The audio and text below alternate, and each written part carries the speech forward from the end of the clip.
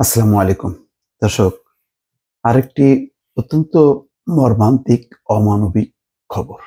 আসলে এই খবরগুলো পরিবেশন করতে চাই না, কিন্তু বলতে চাই যে এগুলো একটু বাস্তবতা একটু তুলে ধরা দরকার এই কারণে যে আমাদের সমাজটা কোথায় যাচ্ছে, কোন দিকে যাচ্ছে, কোন নিষ্ঠুরতার দিকে।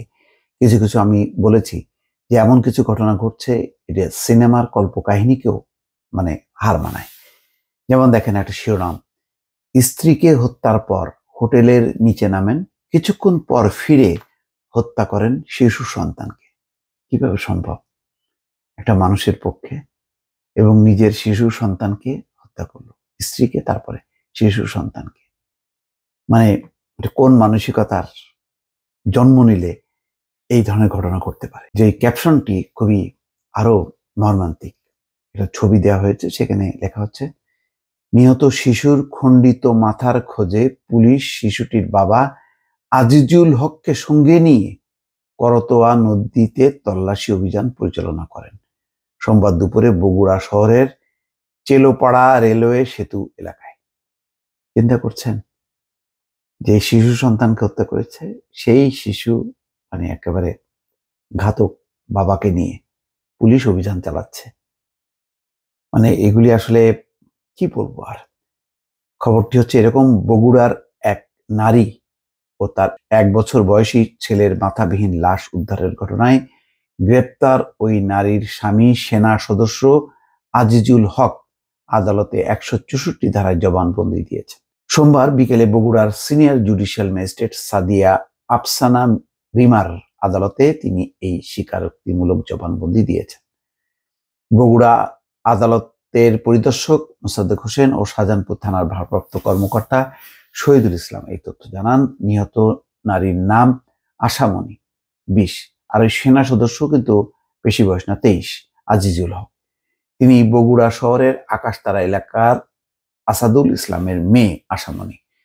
আশামণির স্বামী অভিযুক্ত আজিজুল হক বগুড়ার ধুনট উপজেলার হেইতনগরের হামিদুর রহমানের ছেলে। 3 বছর আগে আশামণিকে বিয়ে করেন আজিজুল। এই দম্পতির সংসারে ছিল 1 বছরের ছেলে আব্দুল্লাহ আল রাফি। গতকাল রোববার রাতে বগুড়ার শাহজাহানপুরের বনানীতে শুভেচ্ছা আবাসিক হোটেলের কক্ষে স্ত্রীকে হত্যার পর শিশু সন্তানকেও হত্যা করেন আজিজুল। এই হত্যার ঘটনায় সেনা সদস্য আজিজুল হককে প্রধান আসামি করে শাহজাহানপুর থানায় হত্যা মামলা করেন নিহত আশামণির বাবা আসাদুল ইসলাম। ওই মামলায় আজিজুল হকের বাবা হামিদুর রহমানকেও আসামি করা হয়। ইতিমধ্যে আজিজুল হক ও তার বাবা হামিদুর রহমানকে মামলায় গ্রেপ্তার দেখিয়ে আদালতে পাঠানো হয়। আদালতে আজ আজিজুল হক স্বীকারোক্তিমূলক জবানবন্দি দিয়েছেন। আজিজুল হক ও তার বাবা হামিদুর রহমানকে কারাগারে পাঠানো হয়েছে। আজিজুল হক আদালতে বলেন, তার মা বাবার সঙ্গে স্ত্রী আশামণির বনিবনা হতো না, ঝগড়া বিবাদ লেগেই থাকতো। সাংসারিক অশান্তির কারণে তিনি স্ত্রীকে হত্যার পরিকল্পনা করেন। যে কোনো কথা? হ্যাঁ, তুমি ডিভোর্স দাও বা সালিশ করো। পরিকল্পনা মোতাবেক কেনাকাটা করে দেওয়ার কথা বলে শনিবার বিকেলে শ্বশুর বাড়ি থেকে স্ত্রী সন্তানকে নিয়ে শহরে বের হন। এক ফাঁকে বগুড়া শহর থেকে গরু জবাই করার চাকু কেনেন। এরপর স্ত্রী সন্তানকে নিয়ে সন্ধ্যা 7:30টার দিকে শুভেচ্ছা হোটেলে ওঠেন। 8:30টার দিকে পারিবারিক নানা বিষয় নিয়ে বিতণ্ডার এক পর্যায়ে স্ত্রীকে বাথরুমে নিয়ে গলা কেটে হত্যা করেন। ও মর্মান্তিক। এরপর লাশ বস্তায় ভরেন। স্ত্রীকে হত্যার সময় তার 1 বছর বয়সী শিশু সন্তান আব্দুল্লাহ আল রাফি বিছানায় ঘুমিয়েছিলেন। স্ত্রীকে হত্যার পর তিনি হোটেলের নিচে নামেন। কিছুক্ষণ পর আবার হোটেলের কক্ষে ফিরে যান। এই সময় ঘুমন্ত শিশু সন্তানের কাছে কিছুক্ষণ বসেছিলেন। মাকে হত্যা করায় শিশুটি কার কাছে থাকবে এই নিয়ে চিন্তায় পড়েন। আরো কিছুক্ষণ পর শিশুটি ঘুম থেকে উঠে মাকে না পেয়ে কান্নাকাটি শুরু করেন। জানাজানির ভয়ে নিজের শিশু সন্তানকে গলা কেটে হত্যা করেন। দর্শক, এইসব একটু সিনেমার কাহিনীর সঙ্গে মেলান, তাহলেই হয়তো মিলবে।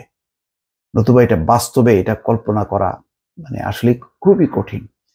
ধারালো চাকুর আঘাতে দেহ থেকে শিশুর মাথা আলাদা হওয়ার পর দেহের খণ্ডিত অংশ খাটের নিচে লুকিয়ে রাখেন। এরপর ব্যাগে শিশু সন্তানের মাথা ভরে হোটেল কক্ষ থেকে বেরিয়ে করতোয়া নদীতে ফেলে দেন। আচ্ছা, ভাড়া পরিশোধ করতে গিয়ে ধরা খান। পুলিশের একটি সূত্র বলছে শনিবার বিকেলে 700 টাকায় বনানী শুভেচ্ছা হোটেলের 301 নম্বর কক্ষ ভাড়া করেন সেনা সদস্য আজিজুল হক। স্ত্রী সন্তানকে হত্যার পর আজিজুল হক শ্বশুরবাড়ির লোকজনকে জানান আশামণি ও রাফিকে শহর থেকে ইজিবাইকে বাসায় পাঠিয়ে দেওয়া হয়েছে। এরপর তাদের খোঁজ মিলছে না। শ্বশুরবাড়ির লোকজন আজিজুলের কথা বিশ্বাস করে খোঁজাখুঁজি শুরু করেন। রাতভর খুঁজে না পেয়ে আজিজুলকে নিয়ে তার শ্বশুর সদর থানায় সাধারণ ডায়েরি করতে যান।